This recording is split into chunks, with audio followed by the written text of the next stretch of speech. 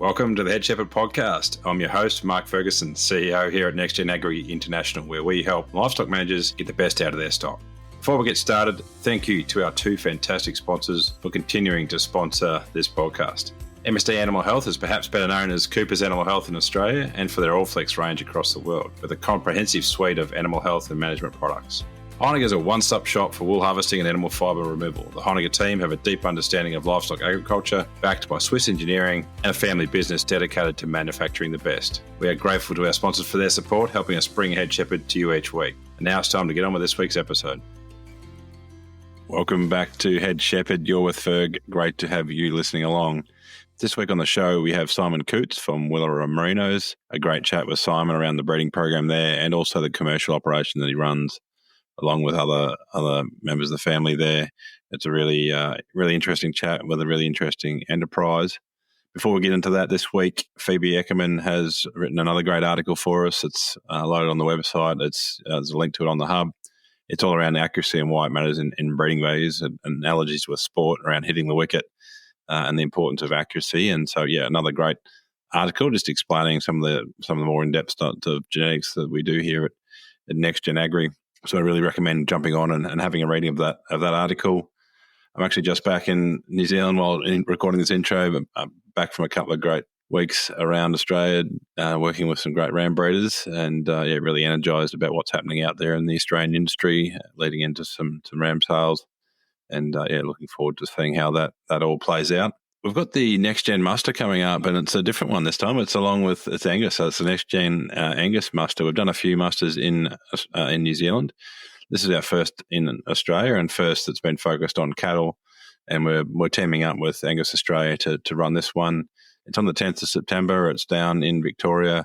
You can find links on the hub or in our newsletter. So check that out. We'd love to have young people along to work alongside us to sort of, I guess, explore opportunities in doing all great things around cattle. These days are definitely focused at the junior end of the industry, sort of hands-on skills that might get missed in other forms of field days. So yeah, we're definitely keen to see lots of young people come along and join us on that day. We'll have a team from Angus Australia and NextGen Agri there, and some other great industry experts as well. So that looks like being a great day. Just speaking of the newsletter a couple of times there, if you're not subscribed to our newsletter, we release a newsletter every fortnight, which gives you updates on what we're up to. I always write a bit of a spiel at the start of that with links to the articles we've written.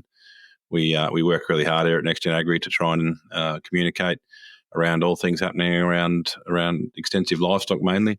And if you are listening to a lot of this podcast, you're probably going to enjoy something that we write in those newsletters. So jump on the website and sign up, or flick me a message, and we'll make sure you get those every fortnight. A recent one just out, and we're getting great feedback on. And so really, I think there's some great value in there as well.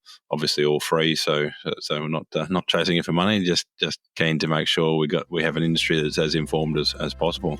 Okay, we'll get underway with this week's show with Simon Coutts from Willera Merinos. Welcome, Simon Coutts, to Head Shepherd. Thanks very much, Ferg. Great to have you, mate. This has been one we've talked about for a while, and finally getting locked in, which is good. Yeah, we might just start with kind of where you are in the world. Willera there, just near Serpentine in northern Victoria. Yeah, so based at Serp. So we're about 60 k's north of Bendigo, so 2.5 hours from Melbourne in the Loddon Valley in Victoria, and this is our base property of 3. So yeah, Riverina country, New South Wales, and Western District, cold wet country. Yeah, so you've been there in the team for what, nearly 10 years now, and before that, a fair bit of time in the Riverina. Maybe just talk us through what life was like pre-Willera, and then we'll get into the Willera story. Yeah, for sure.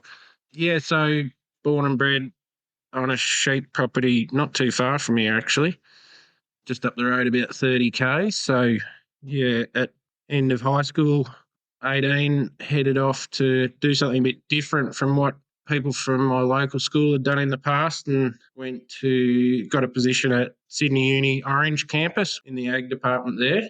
So I did 3-year degree in farm management. That was 2000 to 2003, and then one of our neighbours growing up had quite a large property in a merino stud northwest of Drilldery. So it was sort of always a little bit of a plan in the back of my head to head there.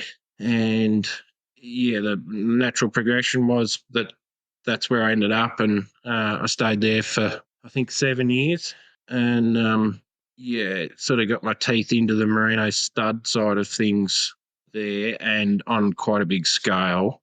And just before I left there, was sort of heading up the merino stud in my late 20s, so quite a traditional stud, but yeah, really great stepping stone for what was to come. And then I didn't think that I'd had my time at a merino stud, but I wanted to explore the commercial side of things after that. So applied for the assistant manager job with TA Field, one of Australia's biggest wool growers at Carrathul, on their property called Wyvern, and spent a few years there as assistant manager. 130,000 acres with 25,000 ewes and 1,200 breeding cows. Yeah, and it was still and still is one of the only properties left in Australia with a jackaroo program. So I had 5 jackaroos and an overseer and a manager above me. So yeah, that really taught me a lot about managing people, and I'd probably sort of learnt a lot of work ethic in my early years, but yeah, just planning and understanding the commercial side of things after a stint in the stud game. So yeah, came back to Victoria in 2012 and worked for the same people that I had at Drilldery, but on the Victoria Merino stud, and then got married and was offered a position here to head the stud up, and it was a good fit, and we haven't looked back. Yeah. Yeah, excellent. Yeah, so long history in the merino game, mate. Even though you're not that old, so I won't put you in my category. But feel it. Yeah. I don't know whether it's you or others describe Willera Merinos as modern sheep. I guess maybe for you, just what that sort of the modern merino you're trying to build now, what that looks like, and how it performs differently from maybe some of the sheep you would have worked with in the past, and what you how you're putting that sheep together. Yeah, well, people's perception of a modern merino is different sometimes, but with my background, I guess, in traditional places, I can sort of comment on the style we have here at Willara as sort of multi-dimensional. Like I've always done it, and other people have always done it with traditional sheep. But we still have the same end product, but it's just a different weighting on it, I guess, with our type of sheep here at Willara now. So they are really multi-dimensional. So I think a modern sheep, you're not at the mercy of markets or seasons, or you've got different levers to pull with them. And that can be as deep as marketing, like with your wool, or, being part of ZQRX or whatever it is. We've always got different levers to pull. And I guess with a modern type sheep, you really don't see the impacts of the season like we did with traditional style sheep. So yeah, I guess the word's balance. Like, balance gets thrown around a lot in the merino world. But what is balance? Like, it really comes down to your books.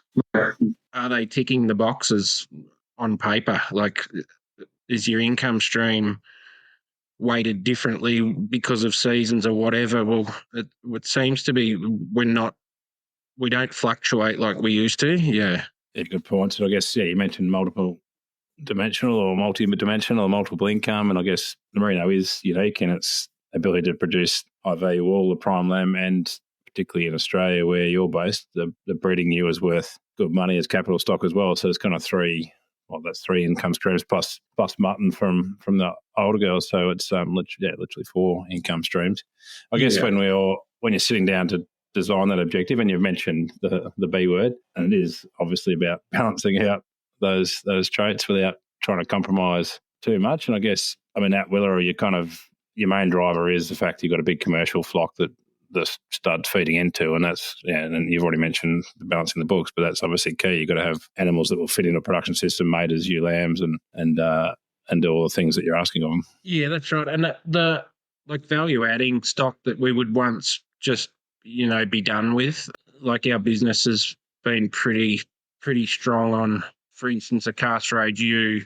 Once upon a time it was just the done thing off shears in the spring. You sold your castrate ewes, but probably 7 years ago we went and bought another property in the Western District, and that was because of dry up here and in the Riverina, but we used that to value add our castrate ewes. So, once upon a time we would have taken, let's just call it a $100 castrate ewe over the hooks or whatever like that. Now we'll give them a class up, make sure the wool's are right and the feet are right, and we'll send a fair portion of those south, join them to terminals, wean as early as we can, and then hook the ewe, sell the lamb, finish the lamb and sell it. So, and it's similar here at Cert. We've bought another property in the last 3 years, I think it was, where we're doing the same thing. A lot of our northern stock, castrate ewes and rejoins, all that sort of stuff that you would once just quit, evaluating those. So,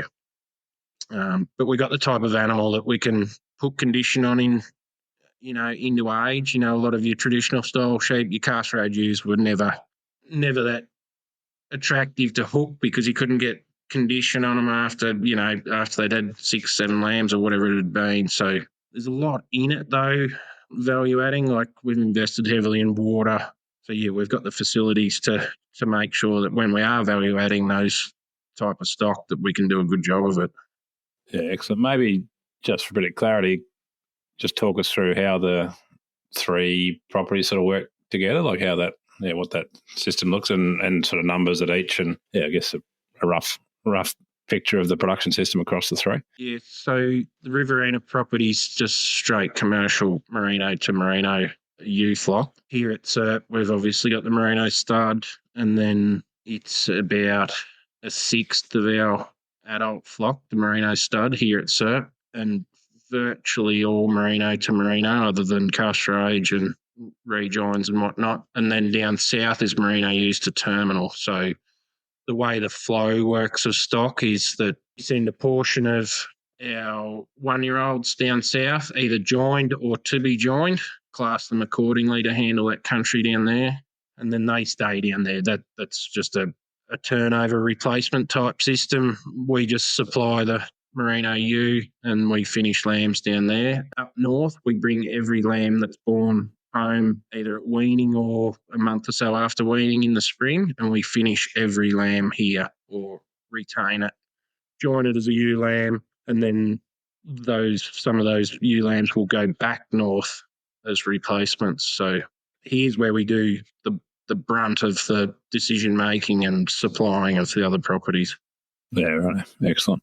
Well, the style of sheep that you sort of has evolved there, mulesing became sort of, I guess, no longer required. It's been stopped for a while. Is there any, remember the drivers of that decision, or and any sort of, I guess, any flock health issues or productivity changes you've seen as a result of that change?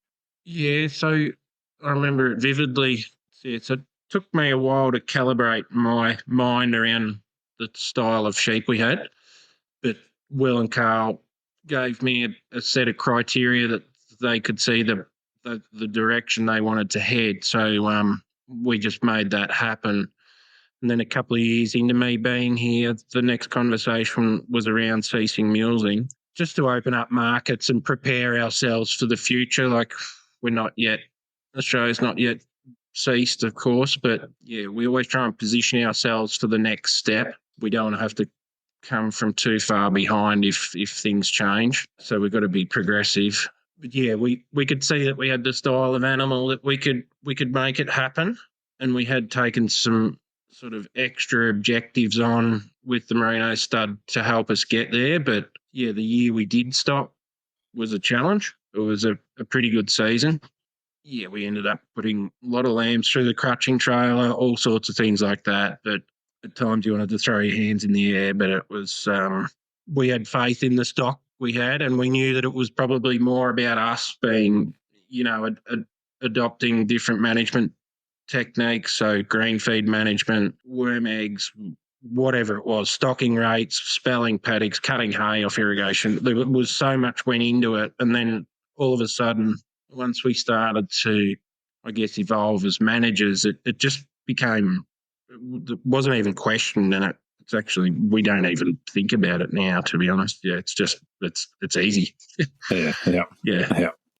And like, I remember the conversations in the wool shed and that with shearing teams and all sorts of things, what it's like. It happened everywhere. I'm sure everyone that'll listen will have had the same challenges, but it's not even in the conversation now that we don't mule. Like it's just, it's quite easy, really. Yeah.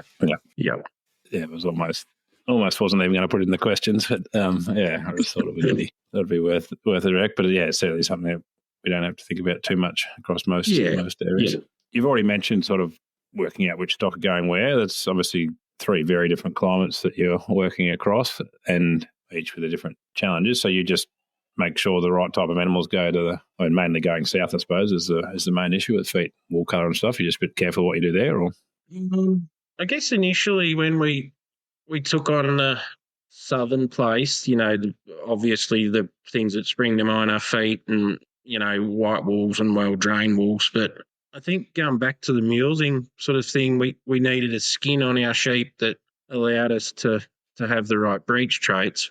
And obviously they go hand in hand. But so we had these animals that we had confidence in, and like we've only been in the auction game with the rams, with the merino stud for this will be our 7th year. But we had existing clients south of the divide and some reasonably sized operations as well. So I classed one of the places down there. So I was sort of seeing what could handle and what couldn't. And at the time when I took that on, they had some different bloodlines and whatnot in there. And the rams that they'd been buying, you could virtually see the progeny coming out of them. They had that recorded, so we could compare apples with oranges. But we were laughed at actually when we took merinos to where we were down there, because it's very, it's composites and we're only 40 k's off the coast, the south coast. Yeah. We actually bought a dairy farm, funnily enough. So, I think the neighbours looked over the fence and thought, what are you doing? But, and we had to alter a few things. But, we knew we had the animals that would handle it. So we don't have to be so careful now because, there's depth in the flock here that we know that those sheep will perform. So, it's working. That's the main thing. And it's working for our clients in that zone. And then on the flip side of that too, heading north, the style of sheep we had 10 years ago were probably, the animal itself was really well suited to that area, but probably our wools weren't quite up to scratch with yield. So that was just our lock structure. And that's been a bit of a tricky one over the years is I call it standing the lock up, but it doesn't, again, breech traits, but, a lot of non-meals animals have got a specific skin on them, but we were finding our wolves really falling apart on the back and letting a lot of dust in. So that's been my sort of real thing over the last 6, 7, 8 years is to stand that lock up without compromising that skin, especially the breech traits. But as soon as you want to stand, as you know, as soon as you want to stand a lock up on a sheep, ultimately it will put skin on them. But we seem to be able to have maintained that level of breech wrinkle and breech cover traits, but we've stood the lock right up on them. Yeah. So has that been a combination of a lock structure itself, but also getting a bit of nourishment back into those walls, or is that what has been that? I think so. It's a curly one to try and explain sometimes to people. Like easier with sheep in front of you. Yeah.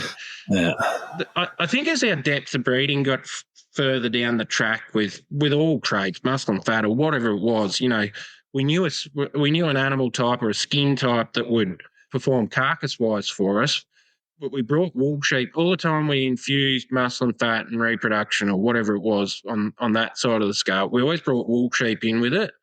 And I remember thinking about it and probably talked to you about it as well, was I don't see any reason why we couldn't do it, like without wrecking the skins we had. Yeah. And it was just, I guess it's been careful breeding, and we seem to have those animals now, like, animals in the high percentile bands for wool cut, but we're still in the, top 5% for staple length or whatever it is, and top 5 and 10% for breech traits. So we've got where we wanted to get, or got where I wanted to get. Yeah. Yeah. And I wrote an article on the weekend about being brave, and obviously, when use some rams that didn't have, or all of us had to use some rams we didn't love the wool on, but we knew that there was some good things in them, and that's kind of the art or skill of breeding is bringing the traits you want and getting rid of the ones you don't, and that's always the ongoing challenge. Yeah, well, we still see it, our consistency's stronger than it's ever been, but we still get throwbacks to those wool sheep we brought in and vice versa. And it's just, as you know, it's about using the right tools to more and more those outliers now that throw back the wrong way.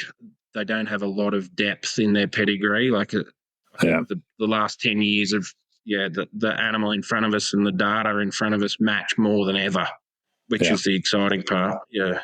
Yeah, that's a great segue into our next question, which is around data and I guess that technology and data interplay with what your eyes are telling you. And I think you've just said it beautifully. It's about having both in front of you at once. Sort of stops you making a decision or a bad decision either way, I suppose. But I guess in your mind, how are you kind of looking at the numbers and looking at the sheep and reconciling that with the size selection and new retention? Well, I guess I'll take a little step back. We weren't breeding a huge number of rams when I came because we weren't selling a lot, plain and simply, and we were still using a standard adult sire to ewe joining. So we wanted to ramp that up. We wanted to use ram lambs. We wanted to, the demand for our seed stock was increasing, so we needed to breed more rams. Simple as that. If we wanted to go down that path. So I'm not a massive fan of AI, or I've never done ET or anything like that. So I probably went against the grain a bit and did a fair bit of corrective mating, just purely because we needed a top tier of sheep that were a type. So the more of those we had, because of the ewes we had data all over the place, as most people did when they embarked on it.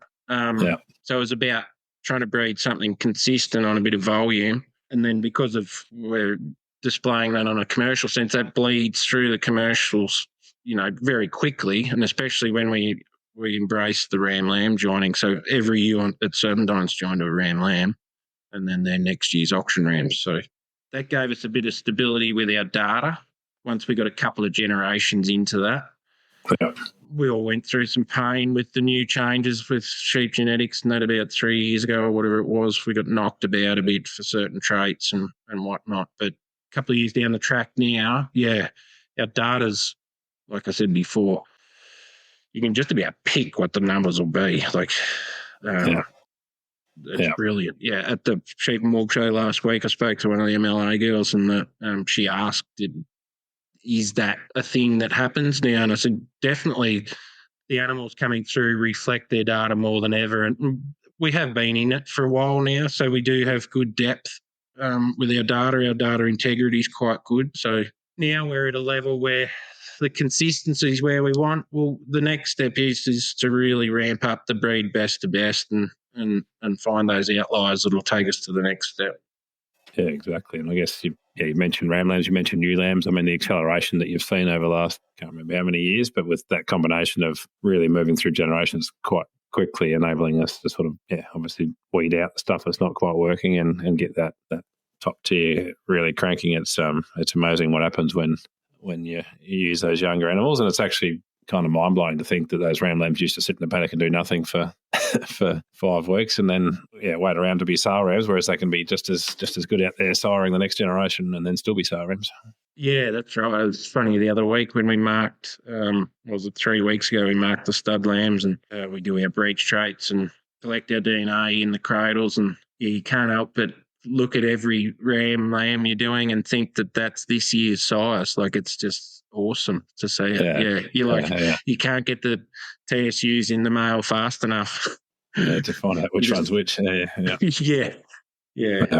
No, it is pretty exciting how it all comes to, but it's on the sale front of it too.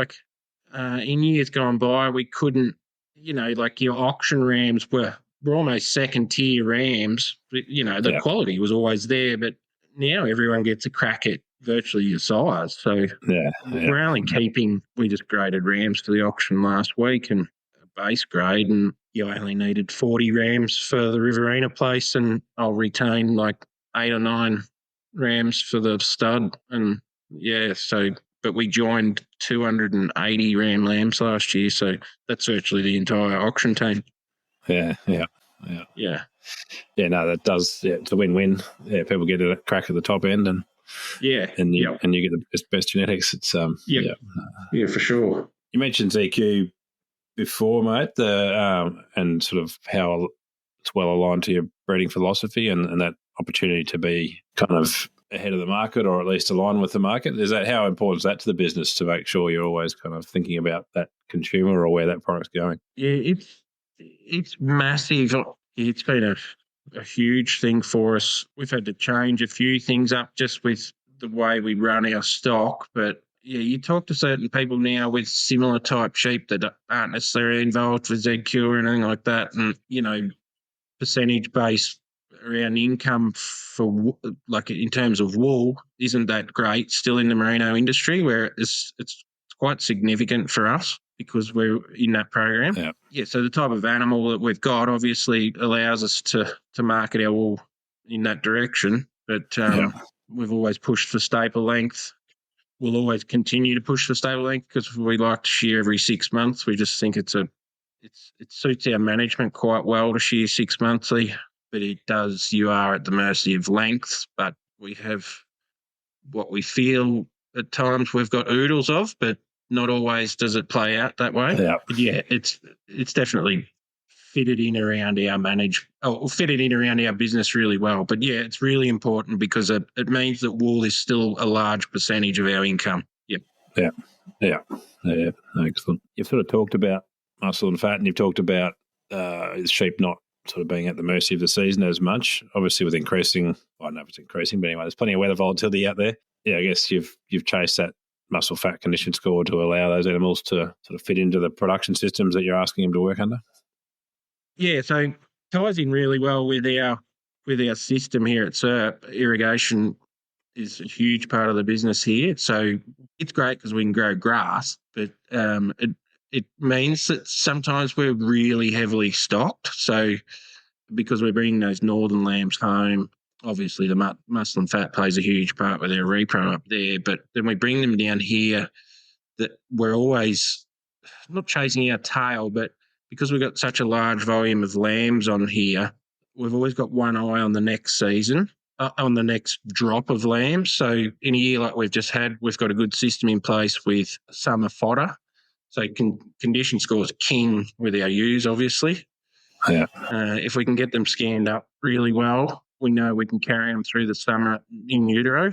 And then, we've just marked 130% across every ewe at SERP here off the back of a horrendous autumn. But so, yes, grass is a big part of that. But yeah, if we can carry condition, through muscle and fat and scanning, even scanning percentage, like it's just massive to our business. And then we can run our singles tightly, or we can finish lambs in the finishing pens. Again, our data's sort of matching the books really well with a hook weather of 57 kilos. It's got its perfect condition score on it, 57 kilos. They yield really well. And then that ties in with P weight as well. So we can virtually look at our genetic trend graphs from the year prior, which is what they're bred out of, our commercials. And then that's what we see on the books. That's what we're hooking where the lamb's at, what we're marking, and so on and so on. Yeah. I think that answers that question. Yeah, that makes genetic gain pretty addictive when that's happening, when you see it play out. Yeah, well, it's the same when I'm classing commercial ewe lambs in January. I've virtually got imprinted in my head what those trend graphs were in the year prior to, where the size came from. So I'm just, one after the other ewe lamb coming through, and they are really peas in a pod, I guess. Yeah. And relate really well to where those traits are. Yeah. No, excellent. What we haven't mentioned yet Simon as all the other people involved in the business. We should give the rest of the team a bit of a plug. It's obviously a big, well, not a big enterprise, but not a massive family, but a family business. It's I think, I don't know, Will and Carl are a couple of the better thinkers getting around the business. So it'd be a pleasure to be working with those couple of guys. Yeah, very progressive people. It's really good to have round table discussions with them and with all our team, actually. Yeah, obviously set up by Robert and Kathy, and yeah. Yeah, that's right. That's right. Yeah, terrific succession planning. You know, the blueprint for their succession planning. You know, I wish everyone could see that. Yeah, they're to be commended for that. But yeah, I guess we're really open and honest with each other, and if we have ideas or discussion topics or directions we think we need to look at, we thrash them out around the table, and everyone has an input, whether it's, you know, from up north to down south or whatever it is. So yeah, here at CERT, we've got quite a substantial team. So I think there's 7 of us full time here, and we're the old guys in it. So I think our business attracts good young people, and we like to be surrounded by good people too. You know, like thinking about before I came on, like it's one thing I learned in my early years after ag college, well, probably at ag college, was, you know, embracing the people around you and surrounding yourself with good people that you wanted to be around, and, you know, whether or not they had the same objectives in life or whatever it was like each person's got something to bring to the table. And we have a Monday morning meeting here every Monday morning around here, and we've got guys that concentrate on cropping. We've got the really hands-on people, and then we've got the business side of things as well. So yeah, we're all on the same page, and it works really well. Yeah, Excellent. Probably following on from that lead, one of the last couple of questions we ask everybody. The first one's, the best person you've had the pleasure to learn from. Oh, I did see that before, and I was. I guess I've got to talk about it in terms of sheep and family. Can be footy or anything, mate. Doesn't matter what it is.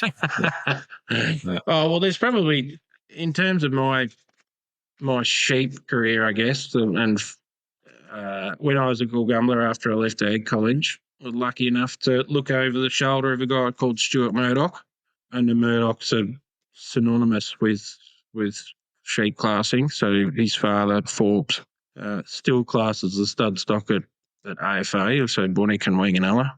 And his son, Stuart, who'd be in his 50s, was stud classer at Gulgumla when I was there. And I just stood next to him for days on end in my early 20s, you know, pushing sheep into the weigh crate. And just, you know, after a few days of working with him, you'd be just trying to pick what he was picking, but he was so open and honest, and like the fundamentals of sheep breeding. You know, I look back at that now, and I took a lot out of that. And like he classes the Haddon Rig stud still in northern New South Wales, and I still have a lot to do with him. Like they've embraced technology in terms of ASPVs and data collection and whatnot. And yeah, we have good constructive phone calls now. I've probably gone down that path earlier than he did. So yeah, we still learn off each other, but yeah, that was invaluable. The years I spent with him, like I think has stood me in good stead to keep that balance of sheep breeding in check, like to use technology and science still hand in hand with the fundamentals of breeding. So yeah, he's definitely one that I look back on and think I was lucky to have looked over his shoulder. And, you know, even in my days at TA Field with Craig Wilson there, and we were starting to do a little bit of stuff with numbers and that back then. But yeah, definitely in a life sense now, I think Robert Hooke's probably been one that's kept me on a level. Yeah. And yeah, his advice and his words, I use all the time. Yeah. You know, you can do worse than listen to that bloke, that's for sure. Yeah. Awesome. What's the last thing you changed your mind about? I did think about this one too. The Savo was, we actually did our videography today for our auction, and I changed my mind on that as late as that was Friday. So we were going to video the entire 160 auction rams. And I looked at it last week, brought up last year's Auctions Plus numbers, hits, whatever it was, biddings, ram sold, the whole lot, and actually changed my mind. So we just videoed the top 20 today. So that was one thing I changed my mind on in terms of just on the ground day-to-day stuff. But, yeah, I was actually thinking about just breeding sheep in general. I was just, as we've sort of pushed over the last 10 or 9 years or whatever it's been, there's always been a part of me, I think I've spoken to you about it, like, are you worthy of classing your own sheep? I've always been conscious of that because I've worked around classes that have classed outside, like they don't actually run the sheep. I think it's a bit of a double-edged sword sometimes. So, yeah, in the last 12 months, I've really started to think that, okay, we're on a good thing here. This is making us money. People want to come and buy them. So, yeah, it's difficult sometimes to look at sheep classing and think, should you be classing your own? But I think because I'm classing the commercial side of things too, I can see how they're performing, so I can base a lot of the stud decisions around the performance of the commercials. Yeah. So, maybe I just think I'm a bit worthier than what I thought I was. That's awesome, mate. That might be the best answer yet, I reckon. Awesome, mate. Thanks very much for your time this evening. It's great to see that business continue to grow and go from strength to strength. And, there's always, if you get a phone call from any of the three of you that I deal with, yourself, Will, or Carl, it's always going to be a pretty good question and make you think, which is an absolute dream to work with. But we'll sign off there and look forward to seeing how the sale goes, mate. Good on you. Thanks very much. Thanks, Simon. Cheers, mate. Thanks again to Heinegger, who are proud world leaders in the manufacturing and supply of professional sheep shearing and clipping equipment. Thank you to MNSD Animal Health and Norflex Livestock Intelligence. They offer an extensive livestock product portfolio focused on animal health management, all backed up by exceptional service. We thank both of these companies for their ongoing support of the Head Shepherd podcast.